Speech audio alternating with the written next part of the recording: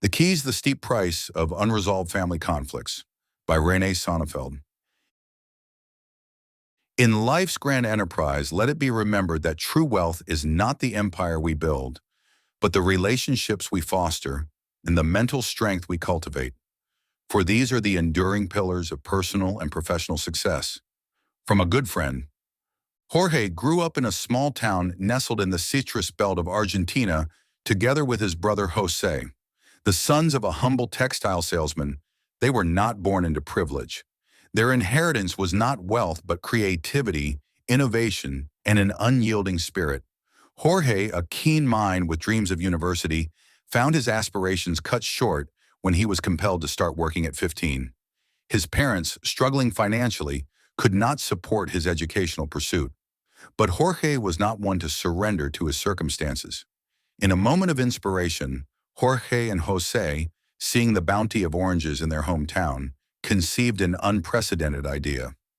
They began extracting orange juice, bottling it, and selling it to weary travelers journeying from the north of Argentina to Buenos Aires. An innovative endeavor, their juice stand became an oasis in the parched landscape. The business flourished beyond their wildest dreams, expanding into a large juice factory with a fleet of trucks and a national distribution network. The brothers, yet to see their 30th year, had transformed from modest textile merchant sons to the wealthiest men in town. Their journey was a testament to their grit, innovation, and resilience. But as the Argentine proverb goes, not all that glitters is gold. The brothers' empire crumbled during one of the country's many economic downturns. They found themselves back to square one. Their wealth vanished as if it had never existed. Undeterred, Jorge and José set out to rebuild their juice empire. Yet the second round was different. The thrill of the initial adventure was replaced by anxiety, the dread of failure looming over them like a dark cloud. José, in particular, was deeply affected by the first bankruptcy, his spirit worn down by the weight of their loss. Over time, their once close relationship began to unravel. Problems that could have been resolved through open communication turned into a blame game, eroding the trust between them. The tension was palpable even in their office. I frequently witnessed José surrendering the factory factory to Jorge, a symbolic gesture of his inability to manage the mounting pressure. The rift between the brothers widened, the ripples of their discord spreading outwards, which led to their families becoming estranged. Ultimately, the brothers, burdened by their fraught relationship, a series of misunderstandings and eroded trust, were driven to the agonizing resolution to sell their company. As is commonly the case during times of conflict, they could not secure a fair price for their stakes in the business.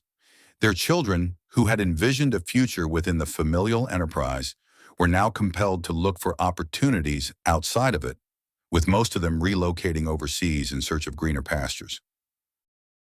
How could this have finished differently? Success is not final. Failure is not fatal. It is the courage to continue that counts. Winston Churchill. In retrospect, the story of Jorge and José could have unfolded differently had they made certain choices at key moments. First and foremost, they should have placed a high value on open and honest communication. This would have meant sharing their fears and concerns about the business, discussing strategies, and resolving disagreements through dialogue.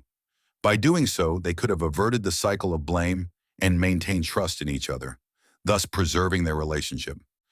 In addition, they could have engaged professional services like business consultants or financial advisors. These experts could have offered strategic guidance to navigate the business landscape more effectively. Simultaneously, they could have enlisted the help of therapists or a coach to cope with the stress and fear that stemmed from their initial bankruptcy. Moreover, engaging in conflict resolution strategies could have helped to navigate their disagreements effectively. This might have involved bringing in a neutral third party to mediate or setting up regular meetings to discuss ongoing issues. Such support systems could have played a pivotal role in safeguarding their relationship and mental well-being. Likewise, a well-drafted shareholder agreement could have set out a dispute resolution process and a fair method for valuing their shares if they decided to sell. It could have helped them get a better price for their shares and avoid the financial losses they experienced. These changes might have altered the trajectory of Jorge and Jose's story, potentially leading to a more positive outcome for both the business and their family relationships. In the end, the story of these two great and courageous men, Jorge and Jose, serves as a cautionary tale about the importance of communication, emotional resilience, and strategic planning in business. But more than that, it's a poignant reminder that success is not just about financial prosperity, but also about maintaining solid relationships and mental well-being. Thanks for listening. Please visit www.renaissancevel.com for more information or to contact Renee. See you next time.